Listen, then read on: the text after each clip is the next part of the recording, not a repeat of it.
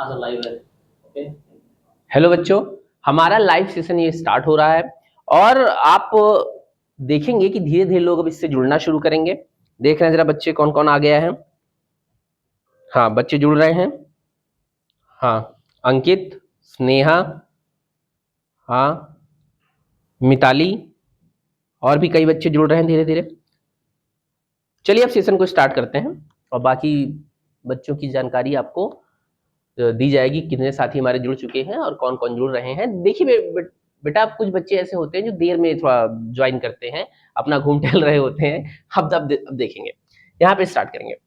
हम लोगों ने पिछले टर्म पे बेटा जब पढ़ा था तो आपको मैंने पढ़ाया था न्यूट्रिशन इन प्लांट। आज जो ये सेशन है इसमें बात होगी न्यूट्रिशन इन ह्यूमन बीइंग की, यानी न्यूट्रिशन इन एनिमल की। अगर कहा जाए कि क्या जानवरों का भी पूरा न्यूट्रिशन आपके कोर्स में है, तो जानवरों के पूरा तो नहीं है, लेकिन केवल ह्यूमन बीइंग वाला ही आपको पढ़ना है। ह्यूमन बीइंग भी एक तरीके के सोशल एनिमल है, तो आपको खाली ह्यूमन बीइंग वाला पढ़ना है, वही आपके कोर्स में है। अगर बात करें कि ह्यूमन बीइंग में किस टाइप का न्यूट्रिशन होता है, तो आप एक लाइन में बोलेंगे कि ह्यूमन बीइंग में कैसा न्यूट्रिशन होता है, होलोजोइक न्यूट्रिशन होता है। कैसा न्यूट्रिशन होता है? होलोजोइक न्यूट्रिशन होता है। और होलोजोइक न्यूट्रिशन मैंने पिछले टर्म पे आपको पढ़ाया था कि जो होलोजोइक न्यूट्रिशन है, आप लोग कमेंट में जवाब दीजिएगा कि होलोजोइक न्यूट्रिशन क्या है। हाँ, आप कमेंट में जवाब दीजिए, देखते हैं। तो होलोजोइक न्यूट्रिशन जो होता है वो किसकी प्रेजेंस में होता है? जल्दी जवाब दीजिए, देखें जरा कौन कौन जवाब दे रहे हैं। तो आप जब ये बताएंगे कि होलोजोइक न्यूट्रिशन कैसे होता है, तो क्या देखें जरा किसने जवाब दिया है। हाँ हाँ, कुछ बच्चे सही जवाब दे रहे हैं, कुछ गलत भी जवाब दे रहे हैं। होलोजोइक न्यूट्रिशन जो है बेटा वो एंजाइम की मदद से होता है। किसकी मदद से होता है? एंजाइम की मदद से होता है। तो आप ये बताएंगे कि जब डाइजेशन किसकी मदद से हो? एंजाइम की मदद से हो। जब डाइजेशन किसकी मदद से हो? एंजाइम की मदद से हो, तो ऐसा टाइप का न्यूट्रिशन होलोजोइक न्यूट्रिशन कहलाता है। अब अगर बात की जाए ह्यूमन में, तो आप ये बताइएगा कि ह्यूमन में डाइजेशन जब स्टार्ट होता है, ह्यूमन में जब डाइजेशन स्टार्ट, ह्यूमन में जब न्यूट्रिशन स्टार्ट होता है, तो वो 5 स्टेप में होता है। पहला वाला स्टेप, यानी जब ह्यूमन में न्यूट्रिशन स्टार्ट होगा तो होलोजोइक न्यूट्रिशन होगा, और उसके कितने स्टेप है? 5 स्टेप है। पहले वाला स्टेप कहलाएगा इंजेशन, दूसरे वाला स्टेप कहलाएगा डाइजेशन, तीसरे वाला स्टेप कहलाएगा एब्जॉर्प्शन, तीसरा स्टेप कहलाएगा एब्जॉर्प्शन, चौथा स्टेप कहलाएगा एसिमिलेशन और पांचवा स्टेप कहलाएगा इजेशन। तो आप ये बताएंगे कि जब इंसानों में होलोजोइक न्यूट्रिशन होगा तो उसके कितने स्टेप होंगे? 5 स्टेप होंगे। पहले वाला स्टेप कहलाएगा आपका कौन सा वाला? इंजेशन, दूसरा वाला स्टेप कहलाएगा डाइजेशन, तीसरा वाला स्टेप कहलाएगा एब्जॉर्प्शन, चौथा वाला एसिमिलेशन और पांचवा वाला इजेशन कहलाएगा। आप अगर अब यहां पर देखें बेटा, अपना पहला स्टेप हम देखें तो इंजेशन का मतलब ये होता है, अगर आप इंजेशन की बात करें, इंजेशन का मतलब ये होता है कि आपने खाने को माउथ में रख लिया है। इंजेशन का मतलब क्या होता है कि आपने खाने को माउथ में रख लिया है और उसको धीरे धीरे चबाना शुरू कर रहे हैं। तो बेटा अब यहाँ पे 2 काम होगा। क्या काम होगा? सबसे पहले तो खाने को जब आप चबाएंगे तो दांतों की मदद से चबाएंगे। किसकी मदद से चबाएंगे? टीथ की। ठीक। और दूसरी बात, जब दांत से चबाते रहेंगे तो करेंगे क्या कि खाने को इधर उधर मूव भी कराएंगे। तो यानी जाहिर सी बात है, यहां जरूरत किसकी पड़ेगी? टंग की। जरूरत किसकी पड़ेगी? टंग की। अब दांतों से आप खाने को चबा रहे हैं तो जनरली हमको ये भी पता होना चाहिए कि हमारे मुंह में कितने टाइप के दांत हैं और उनके काम क्या है। पहले ये कोर्स में हुआ करता था एनसीईआरटी की बुक में, लेकिन अब धीरे धीरे जो एनसीईआरटी को और आप कहें कि रिफॉर्म किया गया या हम कहें कि उसको करेक्ट किया गया, करेक्ट तो नहीं कह सकते, लेकिन सिलेबस उन्होंने छोटा कर दिया है। तो आप ये बताएंगे कि जो टीथ है वो टोटल कितने तरीके का है? 4 तरीके का है। पहले वाले को कहेंगे इंसाइजर, दूसरे वाले को कहेंगे कैनाइन, तीसरे वाले को कहेंगे प्रीमोलर और चौथे वाले दांत को कहेंगे मोलर। चौथा जो टाइप का दांत है उसको कहेंगे मोलर। इंसाइजर का काम होता है बेटा कि ये काटने का काम करता है। जब आप किसी चीज का बाइट लेते हैं, मान लीजिए आप अमरूद है या सेब है या कुछ भी ऐसे दांत को गड़ा के काटेंगे, तो जो बाइट है वो आप किससे कर रहे हैं? इंसाइजर से कर रहे हैं। जो छोटे बच्चे होते हैं, कभी छोटे बच्चों को देखिए, जब भी देखा होगा सबसे पहले सामने की ये दोनों दांत निकलते हैं उनके, और जो सामने वाले दांत रहते हैं उसी से हर चीज को काटने की कोशिश करते हैं। तो आप ये बताएंगे कि जो इंसाइजर है ये सामने की तरफ होते हैं, बच्चे इनसे काटने का काम करते हैं या बड़े लोग भी काटने का ही काम करते हैं। कैनाइन जो होता है, इससे ये नुकीले दांत होते हैं, इंसाइजर के बगल वाले नुकीले दांत क्या कहलाते हैं? कैनाइन कहलाते हैं। इससे चिड़ने तथा फाड़ने का काम होता है। क्या होता है? चिड़ने तथा फाड़ने का काम होता है। प्रीमोलर से चबाने का काम होता है, मोलर से फूड को पीसने का काम किया जाता है। इतना काम होता है। उसके बाद अगर बताया जाए कि टंग क्या करता है, जुबान क्या करती है, जुबान पे कुछ बेटा टेस्ट बड पाए जाते हैं। क्या पाए जाते हैं? Taste bud. ऐसे अगर जुबान है तो जुबान पे कुछ क्या पाए जाते हैं? टेस्ट बड पाए जाते हैं। और वो टेस्ट बड जो होते हैं वो स्वाद का अनुभव कराते हैं। स्वाद का अनुभव का मतलब कि आप खट्टा खा रहे हैं कि मीठा खा रहे हैं कि तीखा खा रहे हैं कि नमकीन खा रहे हैं, मतलब किसी चीज का टेस्ट है क्या। कभी कभी आप लोगों ने देखा होगा कि जब आप गर्म चाय बहुत ज्यादा पी लेते हैं, एकदम गरम गरम चाय पी लिया, और जैसे ही गर्म चाय पिया तो कभी कभी जुबान के टेस्ट बड वगैरह हल्का जल जाते हैं जब बहुत ज्यादा गर्म होता है। तो अगर आप तुरंत कुछ खाइए पिए तो कभी उसका टेस्ट प्रॉपर तरीके से नहीं आ पाता है। कभी कभी ऐसा होता है कि जो जुबान के टेस्ट बड जल जाते हैं तो कुछ देर के लिए ये सुन्न हो जाता है, या बहुत कभी ठंडा वंडा खा लीजिए तब भी सुन्न हो जाता है। तो ये टेस्ट बड पूरी जुबान पे फैले होते हैं और ये अनुभव कराते हैं आपको कि कैसा महसूस हो रहा है। तो आप एक लाइन में बताइएगा कि जो इंजेक्शन होता है वो माउथ के अंदर जैसे ही आपने खाया और ये खाने को और चबाना शुरू कर दिया, उसका टेस्ट वगैरह मिलने लगा, तो ये प्रोसेस किसका हो गया? इंजेक्शन का हो गया। उसके बाद अगर हम आगे चलें कि अगर कहा जाए डाइजेशन क्या है, तो आप एक लाइन में बताइएगा कि जब फूड पहुंच जाएगा स्टमक के अंदर, किसके अंदर पहुंच जाएगा? स्टमक के अंदर पहुंच जाएगा, तभी से डाइजेशन का प्रोसेस शुरू होने लगेगा कायदे से। हालांकि माउथ में भी फिजिकल डाइजेशन होने लगता है, वो तो खैर अलग की बात है, अभी आप बताएंगे, लेकिन कायदे से जो डाइजेशन शुरू होना होगा वो स्टमक से होगा। और कंप्लीट कहां होगा? स्मॉल इंटेस्टाइन में। तो स्टमक और स्मॉल इंटेस्टाइन दोनों डाइजेशन में बहुत अहम रोल प्ले करते हैं। आप एक लाइन में बताइएगा कि डाइजेशन में होता क्या है। अब जरा हम इसकी बात कर ले कि डाइजेशन में होता क्या है, तो आप ये बताएंगे कि डाइजेशन में फूड के लार्ज मॉलिक्यूल को ब्रेक डाउन किया जाता है। जो बड़े बड़े कॉम्प्लेक्स मॉलिक्यूल हैं फूड के, उनको सिंपल फॉर्म में, किसमें फॉर्म में? सिंपल और सॉल्युबल फॉर्म में तोड़ा जाता है, ब्रेक डाउन किया जाता है। तो अगर कहा जाए, आपसे कोई पूछे कि डाइजेशन की डेफिनेशन क्या है, तो आप बताइएगा कि फूड के लार्ज और कॉम्प्लेक्स मॉलिक्यूल को, फूड के लार्ज और कॉम्प्लेक्स मॉलिक्यूल को जो कि वाटर में इनसॉल्युबल होते हैं, उनको सिंपल और वाटर में सॉल्युबल मॉलिक्यूल में कन्वर्ट करने का प्रोसेस क्या कहलाता है? डाइजेशन कहलाता है। ठीक है। उसके बाद आप ये बताएंगे कि जो डाइजेशन है वो माउथ से स्टार्ट होता है, मैंने अभी बताया कि माउथ से लेकर और कहां होगा? स्मॉल इंटेस्टाइन तक। माउथ में फिजिकल डाइजेशन शुरू हो जाता है भाई, जैसे आपने चबाना शुरू किया, ब्रेक डाउन करने की शुरुआत तो आपने कर दी ना, रोटी चबाया, चावल चबाया, तो यहीं से तोड़ना शुरू कर दे रहे हैं।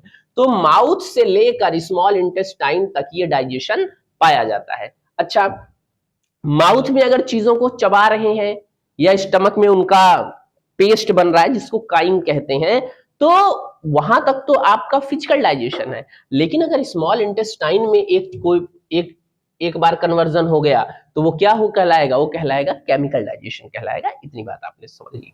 अब यहाँ पे आप चलेंगे कि यहाँ पे अगर हम देखें, उसी चीज को इमेज के फॉर्म में दिखाया गया है। यहाँ पर देखेंगे कि आप क्या कर रहे हैं। यहाँ देखिए, इंजेक्शन में क्या कर रहा है, एक निवाला उठाया है इसने और अब ये चबाना शुरू करेगा। उसके बाद डाइजेशन में क्या है? डाइजेशन में रोल है किसका? स्टमक का और स्मॉल इंटेस्टाइन का। ये स्टमक में जब फूड पहुंचेगा तो धीरे धीरे मूव करता है। स्टमक में फूड क्या करता है? धीरे धीरे सर्कुलेट करता है, मूव करता है। आपने सॉलिड भी खाया है, जेल भी पिया है, लिक्विड भी खाया है भाई। जैसे मान लीजिए आप किसी शादी में गए, आपने पनीर खाया, कचौड़ी खाई, और कुछ देर बाद आप गए शरबत भी पी लिए, तो कई तरह के आपने चीजें खाई हैं। अब कई तरह की चीजों को एक तरीके के पेस्ट में कौन कन्वर्ट करता है? ये स्टमक वाला रीजन। और जब ये पेस्ट बन के तैयार हो जाता है तो इसको क्या कहते हैं? काइम कहते हैं। इसको क्या कहेंगे? काइम कहेंगे। इतनी बात समझ में आ गई।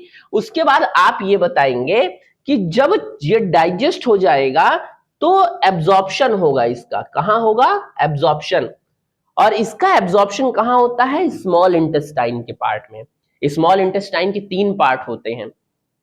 और जिसमें सबसे पहला वाला पार्ट डियोडिनम कहलाता है, बीच वाला जेजुनम कहलाता है, लास्ट वाला पार्ट इलियम कहलाता है। तो जो सबसे लास्ट वाला पार्ट होता है इलियम, वहां पर ये क्या होता है, एब्जॉर्ब होता है। फूड वहां पे क्या होने लगता है, एब्जॉर्ब। जो डाइजेस्टेड फूड है वो यहाँ पे एब्जॉर्ब होता है। उसके बाद अगर हम बात करें एसिमिलेशन, एसिमिलेशन का मतलब होता है कि जितने भी न्यूट्रिएंट्स बने डाइजेशन होने के बाद, डाइजेशन के बाद अब जितने भी न्यूट्रिएंट्स बन के तैयार हो गए हैं वो क्या हो जाएंगे, यूज हो जाएंगे। किसके द्वारा, हमारे सेल्स द्वारा हो जाएगा। इजेशन में जो वेस्ट मटेरियल होता है उसको बॉडी से क्या कर दिया जाता है, रिमूव कर दिया जाता है, बाहर निकाल दिया जाता है। आगे चलेंगे, यहाँ पे अगर हम देखें, ये सारी बातें मैंने आपको बता दी कि इजेशन में क्या किया जाता है, बॉडी से बाहर निकाल दिया जाता है। आगे चलेंगे, यहां पे अब अगला देखेंगे, डाइजेशन को करने के लिए, डाइजेशन होने के लिए क्या पाया जाता है, एक डाइजेस्टिव सिस्टम पाया जाता है। बेटा कोई भी काम यूं ही नहीं हो जाता है, कोई भी काम यूं ही अपने आप नहीं हो जाता है, उसके लिए एक किसकी मदद चाहिए, सिस्टम की मदद चाहिए। कोई भी काम अपने आप नहीं होता, उसके लिए एक सिस्टम की मदद चाहिए होती है। अब चूंकि यहाँ डाइजेशन हो रहा है तो उसके लिए जो सिस्टम मौजूद है उसको क्या बोलेंगे, उसको बोलेंगे डाइजेस्टिव सिस्टम। डाइजेस्टिव सिस्टम बेटा दो चीजों से मिलकर बना होता है। अगर आपसे कोई पूछे कि जो ये आपका डाइजेस्टिव सिस्टम है कितने चीजों से मिलकर बना होता है, दो चीजों से मिलकर बना होता है।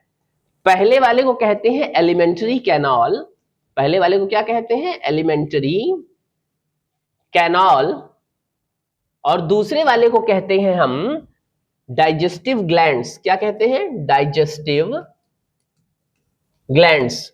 तो आप ये बताएंगे कि दो तरह से मिलके बने होते हैं, ये पूरा का पूरा डाइजेस्टिव सिस्टम दो पार्ट से मिलके बना होता है। पहले वाले को कहते हैं एलिमेंट्री कैनाल, दूसरे वाले को कहते हैं डाइजेस्टिव ग्लैंड। अब अगर कहा जाए कि एलिमेंट्री कैनाल क्या है, तो एकदम क्लियर कट बताइएगा। क्या बताएंगे कि खाना, खाना माउथ से लेकर के, ध्यान सुनिएगा, खाना माउथ से लेकर के, कलर में थोड़ा चेंज कर दूं, रेड कलर कर दूं, खाना माउथ से लेकर के और जिस रास्ते नीचे की तरफ उतरता है, खाना माउथ से लेकर के और जिस रास्ते नीचे की तरफ उतरते हुए आगे बढ़ता है, वो पूरा का पूरा एरिया क्या कहलाता है, वो पूरा का पूरा एरिया, पूरा का पूरा ट्रैक कहलाता है आपका एलिमेंट्री कैनाल। तो आप एक लाइन में बताएंगे कि खाना खाने के बाद, जैसे ही आपने खाना चबाया और निगल लिया, खाना चबाने के बाद गले इस ऊसोफेगस के रास्ते जहां जहां होता हुआ जाएगा वो पूरा पूरा ट्रैक क्या कहलाएगा, एलिमेंट्री कैनाल कहलाएगा। तो खाना जिस रास्ते होते हुए जाता है वो पूरा का पूरा ट्रैक एलिमेंट्री ट्रैक या फिर एलिमेंट्री कैनाल कहलाता है।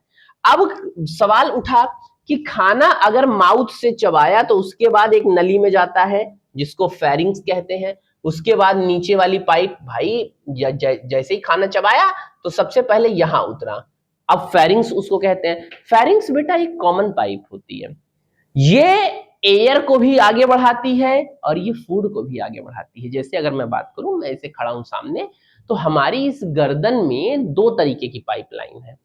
एक है विंड पाइपलाइन, हमारी जो ये गर्दन है, जो गला जिसको बोलते हैं, इसमें दो तरीके की पाइपलाइन है।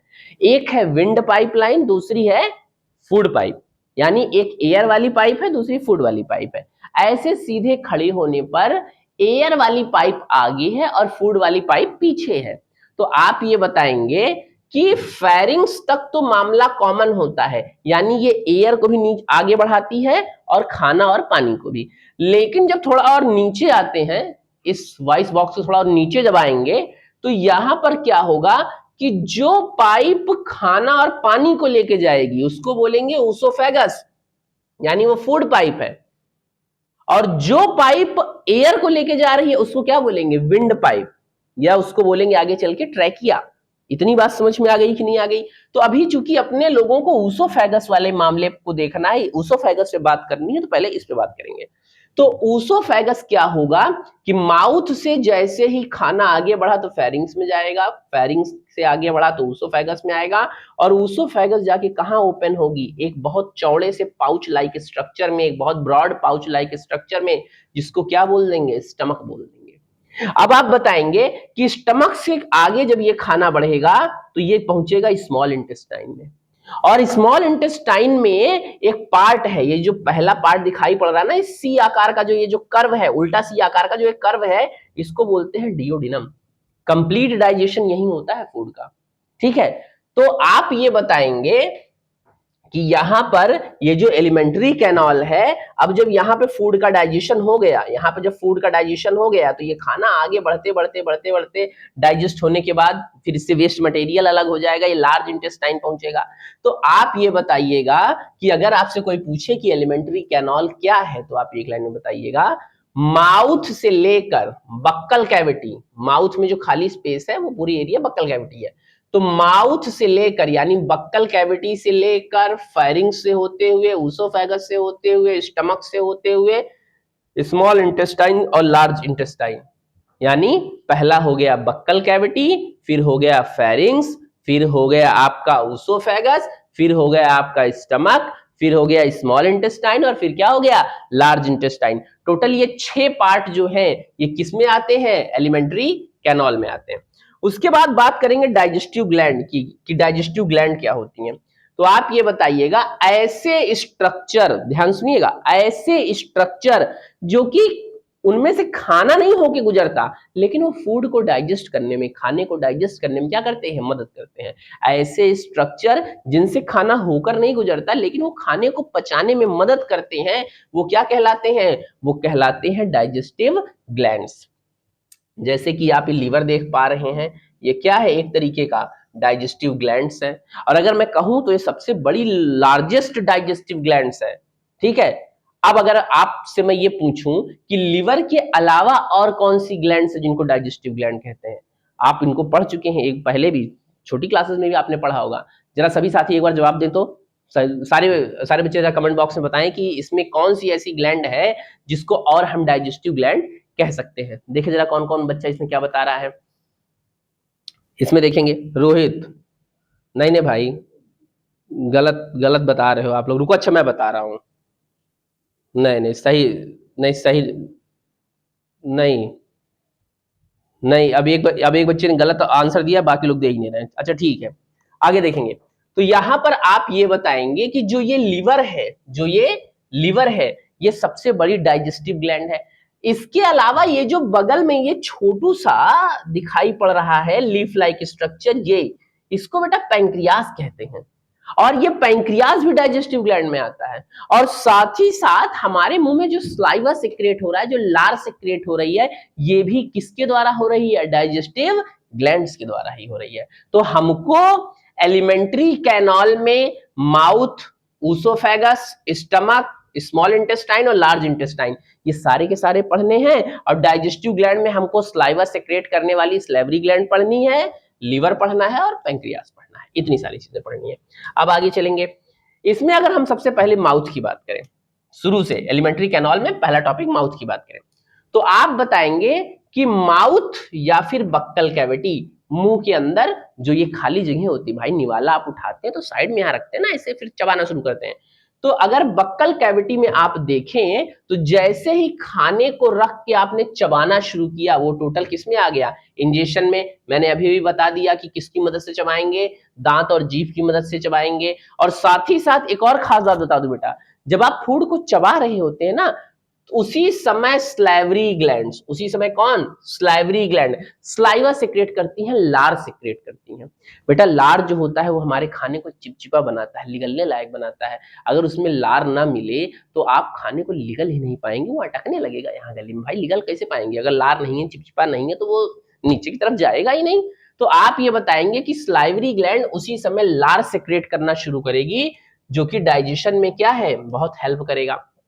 लार में दरअसल 2 एंजाइम पाए जाते हैं, एक का नाम है टाइलिन और दूसरे का नाम है लाइसोजाइम। तो ये सारे के सारे जो एंजाइम है, ये फूड को डाइजेस्ट करने में क्या कर रहे हैं, मदद कर रहे हैं। उसके बाद बात करते हैं फेरिंग्स पे। मैंने अभी भी वहां पे डायग्राम में आपको बता ही दिया कि फेरिंग्स जो है ये कॉमन पासेज है, कॉमन रास्ता है जो फूड को भी पास कराता है, एयर को भी पास कराता है। और मैंने आपको बताया कि एयर वाली पाइपलाइन आगे की तरफ होती है, फूड वाली पाइपलाइन पीछे की तरफ होती है। आप कहेंगे सर हम कैसे मान लें? तो तुमको मैं बता दूं बेटा, जैसे आप खाना खा रहे हो और कभी कभी फंदा लग गया, मतलब अटक गया, देखा होगा बच्चे हिचकी खाने लगते हैं या कभी कभी खांसी वांसी आने लगती है। तो जैसे ही खाना खाते समय खाना अटकता है, मम्मी या फिर जो और बुजुर्ग या घर में जो और लोग होते हैं, वो आपके पीठ पे थपथपाते हैं। खाना अटकने पर जो थपथपाहट दी जाती है वो पीठ पे दी जाती है, ताकि जो अब वो क्यों देते हैं, क्योंकि फूड वाली पाइपलाइन पीछे है, उस पे धक्का देने पे निकलेगा। कभी देखा है कि खाना अटक जाए, कोई छाती पे ऐसे धा धा कर मारे? नहीं भाई, ऐसे नहीं होता है। जब सांस लेने में दिक्कत होती है तब यहाँ दबाया जाता है इस वाले एरिया को, क्योंकि विंड वाली पाइपलाइन आगे की तरफ है, फूड वाली पाइपलाइन पीछे की तरफ है, इसलिए कुछ अटकने पर पीठ को थपथपाया जाता है। अब देखेंगे तो यहाँ पर आपने बता दिया कि ये आपका जो है कॉमन पासेज है फेरिंग्स, और उसके बाद ये खाने को निगलने में क्या करता है, मदद करता है। आगे चलेंगे, आगे अगर यहाँ पर आप देखें तो तीसरा वाला जो है ये ऊसोफेगस है। मैंने बता ही दिया कि फेरिंग्स के नीचे ये वो पाइप जो कि खाने को लेकर के जाती है, उसको क्या बोलते हैं, उसको फूड पाइप बोलते हैं या फिर ऊसोफेगस बोलते हैं। अच्छा, ये खाने को सीधे कहाँ लेके जाएगी, स्टमक में लेके जाएगी। ये खाने को सीधे कहाँ लेके जाएगी, स्टमक में लेके जाएगी। और जैसे ही स्टमक में ये पहुंच जाएगा, तो स्टमक में आपको मैंने बताया ना कि जैसे ये मान लीजिए स्टमक है, यहाँ पे मैं एक स्टमक का स्ट्रक्चर आपको बना दे रहा हूं। मान लीजिए ये स्टमक है और स्टमक में खाना यहाँ पहुंच चुका है, तो खाना धीरे धीरे धीरे धीरे ऐसे मूव होता रहता है, खाना धीरे धीरे धीरे मूव होता रहता है। उस मूवमेंट को बोलते हैं पेरिस्टाल्टिक मूवमेंट। ठीक है, तो आप ये बताएंगे कि वो वेव वेव की तरह खाना मूव होता रहता है, और वो खाने को उसका क्या बना दिया जाता है, काइम बना दिया जाता है, काइम ताकि बन जाए इसलिए होता है। उसके बाद आगे देखेंगे, अगर हम आगे चले तो आप बताएंगे जो स्टमक है ये पूरे एलिमेंट्री कैनाल का एक ब्रॉड पार्ट होता है, चौड़ा हिस्सा होता है, जे शेप्ड का होता है, जे शेप का। ठीक है, मस्कुलर ऑर्गन है। साथ ही साथ क्या होगा कि इसमें कुछ गैस्ट्रिक जूस पाए जाते हैं। अब आइए जरा हम जरा स्टमक पे चलते हैं, जरा एक बार और डायग्राम पे चलते हैं तो आप ज्यादा बेहतर कनेक्ट कर पाएंगे। देखेंगे ये यहां पर है, नहीं लो ड्रॉ ही कर दें भाई, थोड़ा इसको इरेज कर दें, यही जगह पे ड्रॉ कर देते हैं एक अच्छा सा डायग्राम, तो ज्यादा अच्छा कनेक्ट कर पाएंगे आप।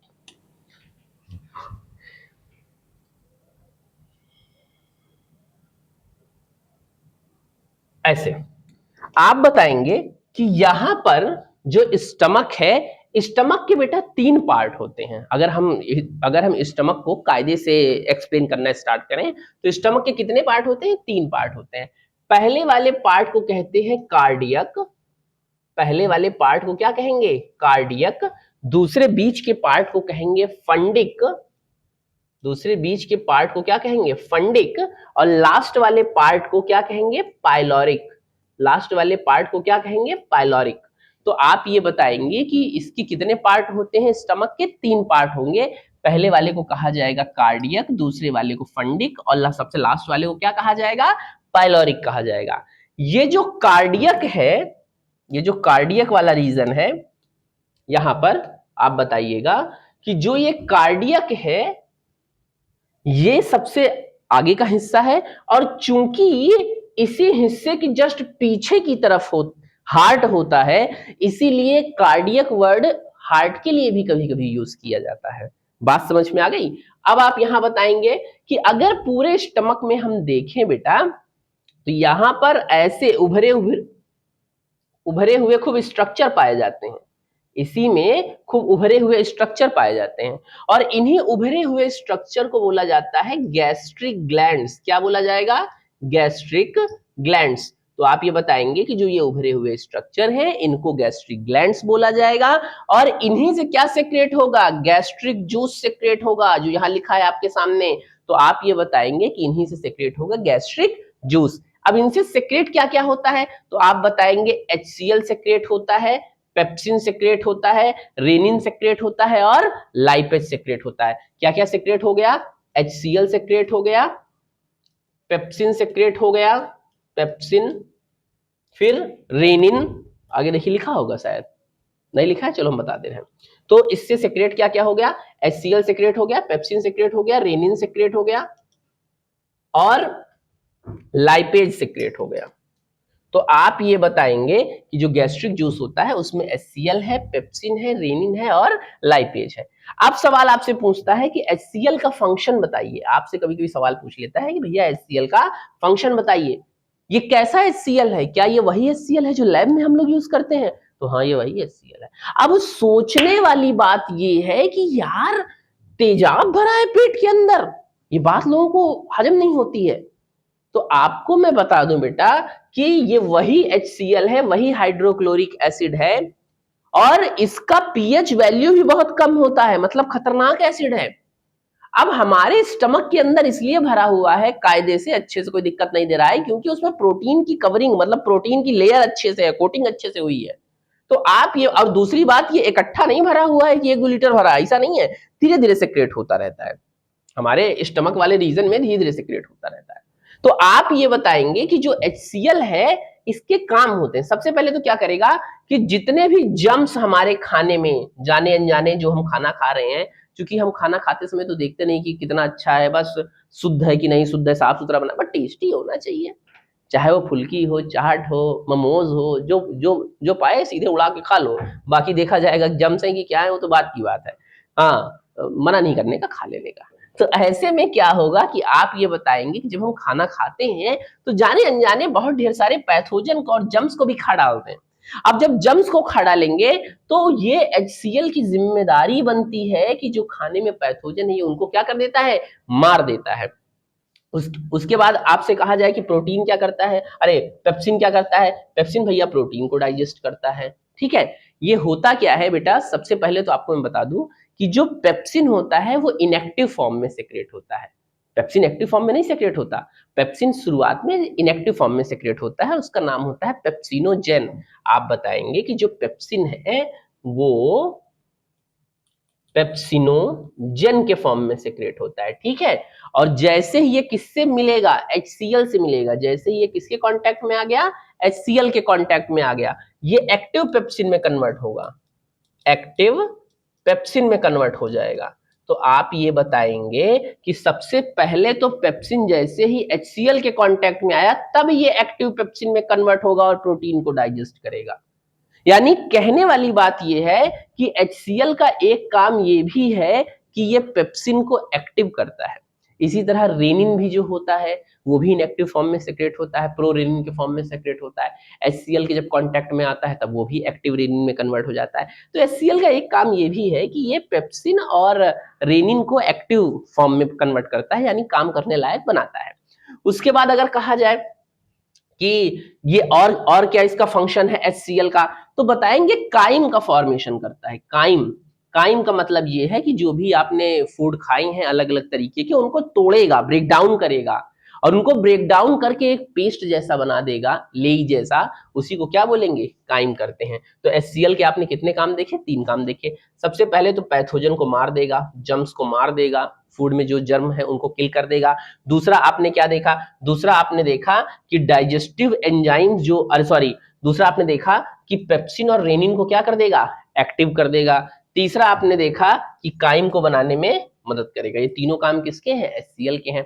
उसके बाद कहा जाए स्मॉल इंटेस्टाइन क्या है, इस पे जरा बात कर ली जाए। स्मॉल इंटेस्टाइन बेटा आपसे बताऊं मैं तो 5 से लेकर के करीबन 6.5 मीटर के आसपास, तो 5 से 6 मीटर के आसपास एक लंबी ट्यूब होती है। और आप ये बताएंगे कि ये एलिमेंट्री कैनाल का लॉन्गेस्ट पार्ट है, मतलब सबसे लंबी नली होती है। इसमें होता क्या है कि 3 हिस्सों में डिवाइड है, जिसको आप डियोडिनम, जेजुनम और क्या बोलते हैं, इलियम बोलते हैं। इसका शुरुआती जो हिस्सा है, यहाँ पे चलेंगे जरा डायग्राम पे, इसका जो शुरुआती हिस्सा है यहाँ पर मान लीजिए ये बन के आपके सामने है, तो इसका जो शुरुआती हिस्सा है ये वाला, यहाँ वाला, ये तो स्टमक हो गया, ये जो शुरुआती हिस्सा है ये कहलाता है डियोडिनम। और आगे बढ़ेंगे तो पीछे वाला जेजुनम, और सबसे अंतिम वाला ये वाला हिस्सा इधर का, ये कहलाता है इलियम। तो आप बताएंगे कि जो आपका डियोडिनम है वहां पर ही कंप्लीट डाइजेशन होता है। तो ये जो डियोडिनम है बेटा, कंप्लीट डाइजेशन यही होता है। उसके पीछे कारण क्या है कि जितने भी एंजाइम हैं, जितने भी क्या हैं, एंजाइम हैं, सब के सब आके स्मॉल इंटेस्टाइन के डियोडिनम के पार्ट में ही मिलते हैं। चाहे लिवर से बाइल जूस का आना हो, चाहे पैंक्रियास से पैंक्रियाटिक जूस का आना हो, चाहे डियोडिनम के द्वारा खुद ही कुछ सेक्रेट किया जाए। भाई डियोडिनम भी कुछ एंजाइम सेक्रेट करता है, जिसमें है आपका ट्रिप्सिन, काइमोट्रिप्सिन, एमाइलेज, लाइपेज, ये सब खुद भी सेक्रेट करता है। तो कंप्लीट एंजाइम कहाँ पाया जाता है? स्मॉल इंटेस्टाइन के डियोडिनम के पार्ट में। यही कारण है कि कंप्लीट डाइजेशन कहाँ होता है? डियोडिनम में होता है। उसके बाद आप ये बताएंगे, ये देखिए वही ये सारी बातें लिखी गई हैं कि लिवर से बाइल जूस आता है, पैंक्रियास से पैंक्रियाटिक जूस आता है, इसीलिए डियोडिनम में कंप्लीट डाइजेशन होता है। अब अगर कहा जाए लार्ज इंटेस्टाइन क्या है, तो आप बताएंगे कि लार्ज इंटेस्टाइन का बेटा एक ही काम होता है कि वो वाटर और सॉल्ट, यहां लिखा है ना, एब्जॉर्ब करता है, वाटर और सॉल्ट को एब्जॉर्ब कर लेगा। और करता क्या है, और किन से करेगा, जरा ये भी देखो, अनडाइजेस्टेड फूड से करेगा। तो अनडाइजेस्टेड फूड से वाटर और सॉल्ट को एब्जॉर्ब करने की जिम्मेदारी किसको दे रखी गई है? लार्ज इंटेस्टाइन को दे रखी है। लार्ज इंटेस्टाइन के भी कई पार्ट हैं, जैसे सीकम है, कोलन है, रेक्टम है। सबसे आखिरी वाले पार्ट को क्या कह दिया गया है? रेक्टम कह दिया गया है। कभी कभी आप देखेंगे कि जो सीकम वाला पार्ट होता है, जैसे नली है, तो सीकम वाले पार्ट में ऐसे फूले फूले से कुछ स्ट्रक्चर पाए जाते हैं, ऐसे ऐसे, और इन फूले हुए स्ट्रक्चर को बोला जाता है हॉस्ट्रा। क्या बोला जाता है? इन फूले हुए स्ट्रक्चर को हॉस्ट्रा बोला जाता है। अब होता क्या है कि कभी कभी इनमें सूजन आ जाती है। कभी कभी ऐसा होता है कि ये वाला जो हॉस्ट्रा वाला पार्ट है, इसी में क्या आ जाती है बेटा? सूजन आ जाती है। और जब सूजन आ जाती है तो ये बहुत दर्द करने लगता है, और उसी को हम आम भाषा में बोलते हैं पथरी।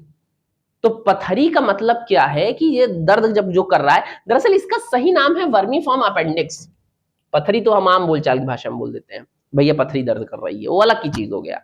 लेकिन अगर कहा जाए कि इसमें सूजन आ गई है, तो इसका मतलब इंसान को बीमारी क्या हो गई है? अपेंडिक्स की बीमारी है। बात समझ में आ गई? और कभी कभी डॉक्टर करता क्या है? यही अपेंडिक्स को काट के निकाल देता है। अब सवाल उठता है, ये पाई क्यों जाती है? तो बेटा एक जमाने में इंसान कच्ची चीजें खाया करता था, तो उस समय ये सेल्यूलोज का डाइजेशन करती थी। किसका डाइजेशन करती थी? सेल्यूलोज का डाइजेशन करती थी। तो जब तक तो इंसान कच्ची चीजें खाता था, तब तक तो सेल्यूलोज का डाइजेशन करती थी। लेकिन अब इसका काम क्या है, जरा आप लोग बताइए तो, कमेंट सेशन में देखिए जरा कितने लोग बता पाते हैं। आप देखेंगे बेटा कि जब इंसान कच्ची चीजें खाता था तब वो वर्क करती थी, लेकिन अब इसका काम क्या है? तो अब इसका कोई काम है नहीं, और इसको बोलते हैं कि ये वेस्टिजियल ऑर्गन है। देखिए जरा कितने लोगों ने बताया है सही आंसर। हाँ हाँ, एक बच्चे ने लिखा है, शौर्य कुमार कह रहे हैं वेस्टिजियल ऑर्गन है सर। ठीक है, ठीक है। नहीं भाई, अभी भी है बॉडी के अंदर, गायब थोड़ी हो गई है, पता नहीं क्या क्या बताया जा रहा है। तो आप ये बताएंगे कि वेस्टिजियल ऑर्गन, या इसको अवशेषी अंग भी कहते हैं। आगे चलेंगे। उसके बाद अगर हम बात करें डाइजेस्टिव ग्लैंड्स की, तो डाइजेस्टिव ग्लैंड का मतलब है ऐसा हिस्सा या ऐसा पार्ट जहां फूड जा नहीं रहा है, लेकिन वो खाना डाइजेस्ट करने में क्या करते हैं? रोल प्ले करते हैं। इसमें अगर हम देखें तो सबसे पहला नाम आता है स्लाइवरी ग्लैंड का। किसका आता है? Salivary gland. स्लाइवरी ग्लैंड को बेटा कहते हैं लार ग्रंथियां। ये स्लाइवा सेक्रेट करने वाली ग्लैंड है, इनको लार ग्रंथियां कहते हैं। आप ये बताएंगे कि इनसे जब लार सेक्रेट होगा, इनसे जब क्या सेक्रेट होगा? लार सेक्रेट होगा, तो माउथ में लार सिक्रेट करने के लिए 3 जोड़ी, कितनी पेयर? 3 पेयर। तो आप बताएंगे कि इंसानों के माउथ में 3 जोड़ी या 3 पेयर स्लाइवरी ग्लैंड्स पाई जाती हैं। सबसे पहली वाली को कहते हैं पायरोटिड, दूसरे वाले को कहते हैं सबमिक्सलरी, और तीसरे वाले को कहते हैं सबलिंगुअल। पहले की किताबों में बेटा ये पूरा डिटेल में सब होता था, पायरोटिड के बारे में, सबमिक्सलरी के बारे में, सबलिंगुअल के बारे में। लेकिन अब जो है ना, चीजें थोड़ा सा कंसाइज छोटी हो गई हैं, तो अब इतना डिटेल में नहीं दिया है किताबों में। तो हम लोग नाम वाम बता देते हैं, लेकिन बहुत ज्यादा उसको लिखवाते नहीं है कि बहुत नोट्स बन जाए, ऐसा कोई वो नहीं है हम लोग का ओपिनियन। तो आप ये बताएंगे कि 3 तरह की स्लाइवरी ग्लैंड है, 3 जोड़ी स्लाइवरी ग्लैंड है। पहले वाली का नाम है पायरोटिड, दूसरे वाले का नाम है सबमिक्सलरी, और तीसरे वाले का नाम क्या है? सबलिंगुअल नाम है। आप बताएंगे कि इसमें से सबसे लार्जेस्ट स्लाइवरी ग्लैंड, अगर आपसे सबसे पूछा जाए कि लार्जेस्ट स्लाइवरी ग्लैंड कौन सी है, तो आप बताएंगे कि पायरोटिड ग्लैंड सबसे लार्जेस्ट स्लाइवरी ग्लैंड में आती है। अच्छा, अब देखेंगे कि मैंने आपको बता ही दिया बाकी बातें कि माउथ के रीजन में पाई जाती है, स्लाइवा सिक्रेट करती है और टाइलिन एंजाइम पाया जाता है इसमें, एक लाइसोजाइम भी पाया जाता है। टाइलिन करता क्या है, ये जो टाइलिन वाला एंजाइम है इसका काम होता है कि बेटा ये ग्लूकोज को कन्वर्ट कर देता है माल्टोज में। इसका यही काम है कि ग्लूकोज को किस में कन्वर्ट कर देता है, माल्टोज में। अगर आप सूखी रोटी बहुत देर तक चबाते रहिए तो कुछ हल्की मीठी लगने लगती है। ये सब किसका काम है, टाइलिन का काम है। लाइसोजाइम ये करता क्या है, दूसरा वाला जो है लाइसोजाइम, वो जो जर्म वगैरह फूड में है, गंदा संदा खाना खा लिया उनको वहीं से मारने की शुरुआत कर देता है, वो माउथ से ही, स्टमक में तो बाद में जाएगा, स्टमक में तो दूसरा इंतजाम भी है। तो आप यही बताएंगे, देखिए लिखा भी है कि ग्लूकोज को माल्टोज में कन्वर्ट कर देगा, सारी बातें लिखी हैं। आगे देखेंगे, बात करते हैं लिवर का। भैया मोस्ट इंपॉर्टेंट है, इसको जरा ध्यान से देखिएगा, मोस्ट इंपॉर्टेंट है। ये अक्सर आपके एग्जामिनेशन में महाराज फन फैला के नजर आ जाएंगे आपको। बात नहीं भाई, इंपॉर्टेंट ऑर्गन है। बात करेंगे लीवर की, तो सबसे पहले आप ये बताएंगे कि जो लीवर है, यहां पे डायग्राम पे चलते हैं लीवर वाले, चलो भैया खुल के आ जाओ सामने, इरेज कर दें थोड़ा इनको। ये देखिए, ये लीवर यहां पर ये मौजूद है, आप देखेंगे ये पूरा। आप बताएंगे डोम शेप स्ट्रक्चर होता है। कैसा स्ट्रक्चर होता है बेटा, डोम शेप स्ट्रक्चर होता है। और ये भी बताएंगे कि जो लीवर है ये दो हिस्से में डिवाइड रहता है। यहां से एक हिस्सा होता है लेफ्ट का, दूसरा हिस्सा होता है राइट का। और ये ऐसा ऑर्गन है बेटा कि अगर इनमें इंफेक्शन वगैरह हो जाए तो बहुत तेजी से फैलता है, काफी सॉफ्ट रबरी नेचर का ऑर्गन होता है।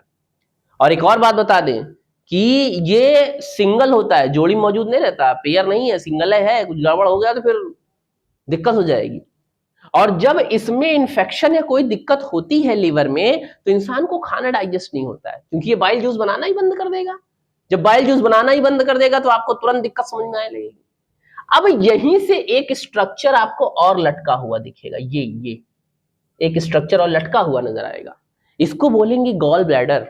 इसको क्या बोलते हैं, गॉल ब्लैडर। और आम बोलचाल की भाषा में बोलते हैं पित्त की थैली। बात समझ में आई। कभी कभी इस पित्त की थैली में आप देखेंगे कि स्टोन वगैरह हो जाता है, तो कुछ लोग कहते हैं भैया पित्त की थैली में स्टोन हो गया है, गॉल ब्लैडर में स्टोन हो गया है। तो डॉक्टर करता क्या है, सर्जरी करके यही वाला स्टोन, पूरा पित्त की थैली ही निकाल देते हैं आजकल। तो अब दो तरीका है, या तो ऑपरेशन वाला करा लीजिए, बड़े ऑपरेशन वाला तो काट के पूरी पित्त की थैली निकाल देंगे, या फिर लेजर वाला कराइए तो जितनी दूर पे स्टोन हुआ है खाली उतना निकाल देंगे। दोनों बातें हैं। अब चलेंगे अपने वहां वाले टॉपिक पे। तो आप ये देखेंगे कि जब हम बात करते हैं लीवर की, तो यहां पर सबसे खास बात ये है कि आप ये बताएंगे कि सबसे पहले तो लार्जेस्ट ग्लैंड है ह्यूमन बॉडी की, पहली बात। यहां सवाल आया हुआ है एग्जाम में कि लार्जेस्ट ग्लैंड कौन सी है, तो आप क्या बताएंगे, लीवर है। उसके बाद बताएंगे कि ये मेटाबॉलिज्म में रोल प्ले करता है। अच्छा, उसके बाद क्या है, डायाफ्राम के ऊपर ही हिस्से में पाया जाता है, ये सारी बातें बता देंगे। डार्क ब्राउन होता है, इसका वेट, ये आया है भैया, नीट की एग्जाम में आया हुआ सवाल है। तो आप ये बताएंगे कि 1.2 से लेकर 1.5 kg, यानी करीबन 1.5 किलो के आसपास तक इसका वजन होता है। मैंने बता ही दिया कि 2 लोब में डिवाइड रहता है, 2 पार्ट में डिवाइड रहता है, एक लेफ्ट और दूसरा राइट। उसके बाद कहा जाए कि इसी से एक रिलेटेड स्ट्रक्चर होता है जिसको क्या बोलते हैं, गॉल ब्लैडर कहते हैं या पित्त की थैली कहते हैं। लीवर का अगर हम आपसे काम देखें तो बेटा ये खूब आता है एग्जाम में, कभी कभी तो कहेगा कि कुछ, कभी कुछ क्वेश्चन जब ऐसे पूछेगा कि लीवर का पूरा उसके बारे में डिटेल्ड डिस्क्रिप्शन दीजिए या लीवर को एक्सप्लेन कीजिए। लेकिन कभी कभी पूछ लेगा कि सीधा सीधा इसका फंक्शन बताइए, एक लाइन में पूछेगा कि लीवर का फंक्शन बताइए, तो आप सीधे इसके फंक्शन पे बात करते हैं। अगर कहा जाए कि इसका मेन काम क्या है, तो इसका सबसे मेन काम है प्रोडक्शन ऑफ बाइल जूस। बात समझ में आ गई कि नहीं आ गई? उसके बाद क्या होता है, बाइल जूस को करेगा, उसके बाद गॉल ब्लैडर को स्टोर करेगा, ये सब तो अलग का काम हो गया। उसके बाद देखेंगे और कुछ काम, बाइल बाइल जूस के कुछ फंक्शन देख लेंगे। तो बाइल जूस फूड को क्या करता है, इमल्सीफाई करता है। इमल्सीफाई का मतलब उनको छोटे छोटे पार्ट में ब्रेक डाउन करता है, यही यही बात यहाँ बता दी गई है। उसके बाद आपको ये पता चलेगा कि डाइजेशन ऑफ फैट, फैट के डाइजेशन में भी मेन रोल प्ले करता है ये। उसके बाद आप बताएंगे कि कुछ और काम है। अब चलिए देखते हैं लीवर के, एक काम लीवर का तो आपने देख लिया कि ये बाइल जूस का प्रोडक्शन करेगा, ठीक। दूसरे काम में देखेंगे कुछ न्यूट्रिएंट्स की मेटाबॉलिज्म एक्टिविटी को भी ये कंट्रोल करता है। जैसे मान लीजिए कि आप खाना खाए, ठीक, खाना खा रहे हैं, आराम से मौज मस्ती में रह रहे हैं, कोई दिक्कत नहीं हो रही है। अब जब खाना डाइजेस्ट होगा तो बनेगा क्या, ग्लूकोज बन गया। खाना डाइजेस्ट हो गया और क्या बन गया, ग्लूकोज बन गया।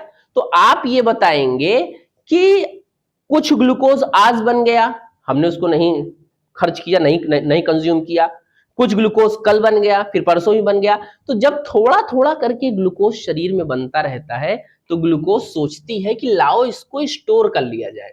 भाई थोड़ा थोड़ा ग्लूकोज शरीर में लगातार बन रहा है तो बॉडी हमारी ये सोचती है कि लाओ इसको क्या कर लें, स्टोर कर लें। तो ये करती क्या है, हमारा शरीर थोड़ा थोड़ा जब रोज ग्लूकोज बनने लगता है तो ग्लूकोज को कन्वर्ट कर लेता है ग्लाइकोजन में। किसमें कन्वर्ट कर लेता है, ग्लाइकोजन में। बात समझ में आ गई? तो ये काम किसके जरिए होता है, ग्लूकोज जो ग्लाइकोजन में स्टोर हो रहा है ये किसके जरिए हो रहा है, ये आपके लिवर के जरिए हो रहा है। किसके जरिए हो रहा है, लिवर के जरिए हो रहा है। इतनी बात समझ में आ गई? ये करता क्या है, बॉडी को डिटॉक्स करने का भी काम करता है, डिटॉक्सिफिकेशन करता है, यानी जितने भी हार्मफुल सब्सटेंस हैं उनको बॉडी से और ब्लड से हटाने का काम करता है। साथ ही साथ ये स्टोरेज करता है कुछ विटामिन का। किन किन विटामिन को स्टोर करता है, ए, डी, ई, के और विटामिन B12, यानी जितनी विटामिन ऐसी हैं जो कि फैट में सॉल्युबल हैं। भाई विटामिन दो तरीके की होती हैं, एक वाटर में सॉल्युबल होती है, दूसरी फैट में सॉल्युबल होती हैं। तो ऐसी विटामिन जो कि फैट में सॉल्युबल हैं उन सबको क्या करता है, स्टोर करने का काम किसका है, ये आपके लीवर का है। उसके साथ ही साथ ये आयरन को भी, आयरन मिनरल्स को भी स्टोर करने का काम करता है। आगे चलेंगे।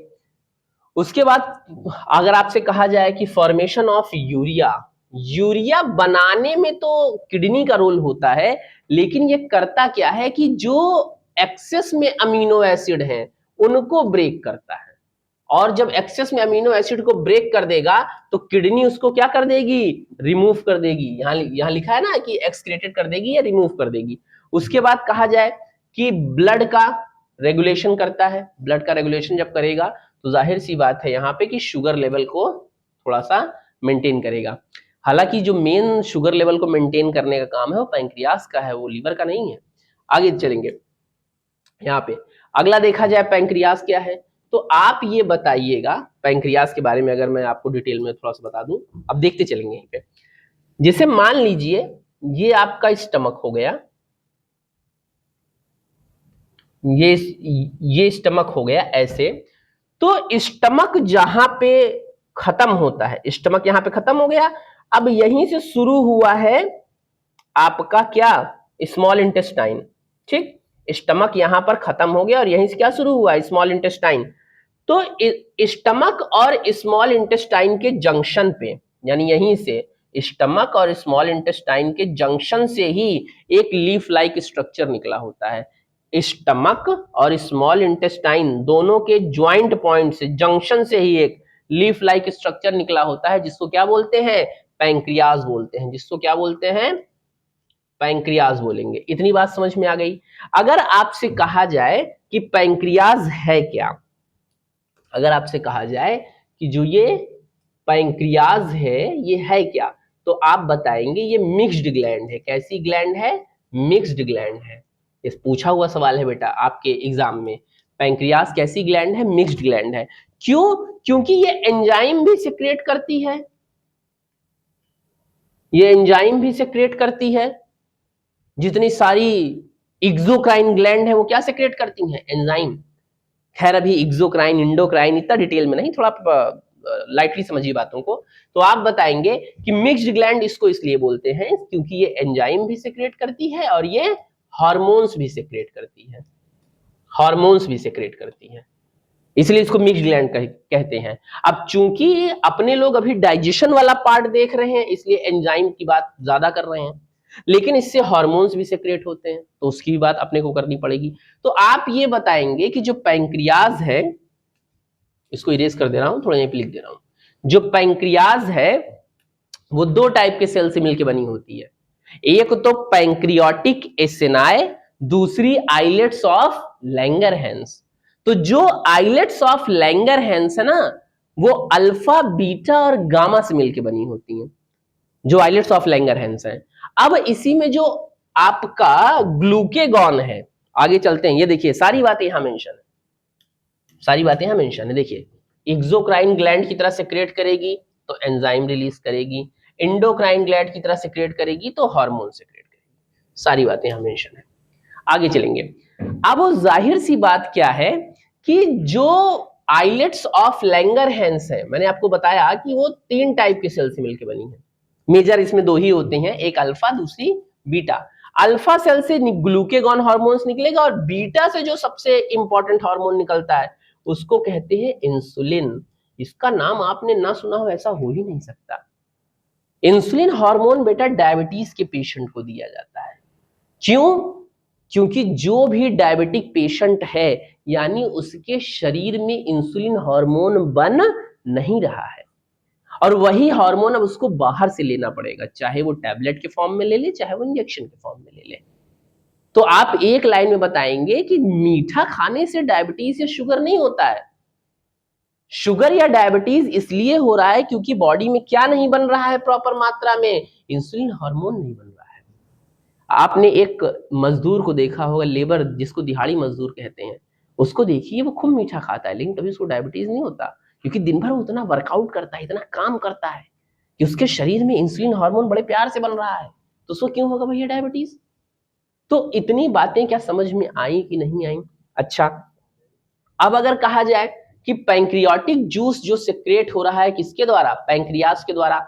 उससे सेक्रेट क्या क्या होता है? तो उससे एमाइलेज, ट्रिप्सिन और लाइपेज, ये सारी चीजें सेक्रेट होती हैं।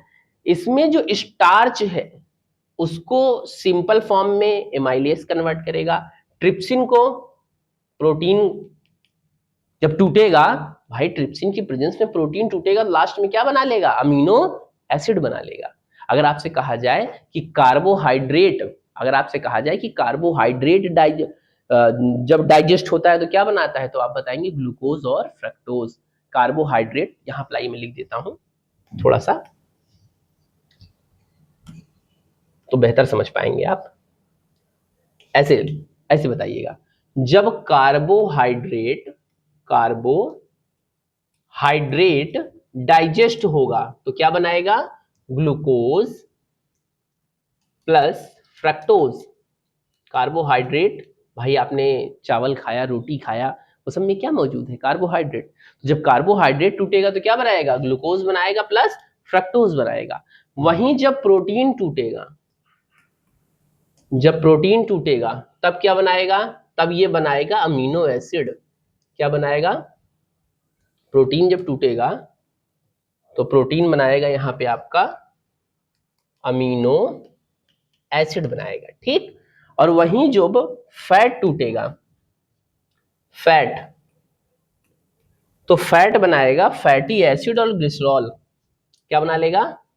फैटी एसिड प्लस ग्लिसरॉल बना लेगा। इतनी बात समझ में आई?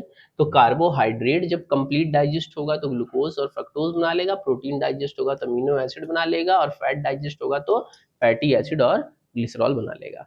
तो ये वही चीजें लिखी हैं कि आपने स्टार्च देखा तो सिंपल शुगर, इसका मतलब ग्लूकोज प्लस फ्रक्टोज, प्रोटीन देखा तो अमीनो एसिड बना लिया, और फैट देखा तो फैटी एसिड और ग्लिसरॉल बना लिया।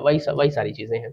उसके बाद आप देखेंगे कि अगर फंक्शन देखा जाए पैंक्रियाज का, तो वही सारी बातें फिर रिपीट की गई हैं कि डाइजेशन को कंप्लीट करता है, कार्बोहाइड्रेट को सिंपल फॉर्म में कन्वर्ट करता है, प्रोटीन प्लस फैट को करता है। हाँ, ये बेसिकली ये वाला लाइन देखिए, इंसुलिन हार्मोन किसको करता है, शुगर लेवल को डिक्रीज करता है, ये मैंने भी आपको बताई। और जो ग्लूकेगॉन है वो कोशिश करता है कि शुगर का लेवल इतना भी ना गिर जाए कि इंसान को चक्कर आके गिर जाए वो कमजोरी से। ये भी बात देखनी होती है भाई, शुगर का लेवल अगर बहुत ज्यादा नीचे गिर जाएगा तो इंसान को बहुत कमजोरी लगने लगी, कहीं बेहोश हो गिर गया तो एक नई कहानी बन जाएगी। अब देखेंगे तो हमारा ये सेशन आज खत्म हो रहा है, और सेशन अब हम लोग मिलेंगे नेक्स्ट टर्न पे। और आप यहाँ पर देखेंगे कि जो अग्नि बैच है उसमें आप जल्दी से जल्दी ज्वाइन करिए, और जो 500 का एक कूपन कोड है उसका यूज करिए ताकि आपको उसका बेनिफिट मिले। तो आज के लिए यहीं पर हम अपने सेशन को रोकते हैं। इसी तरह खुश रहिए और मस्त रहिए।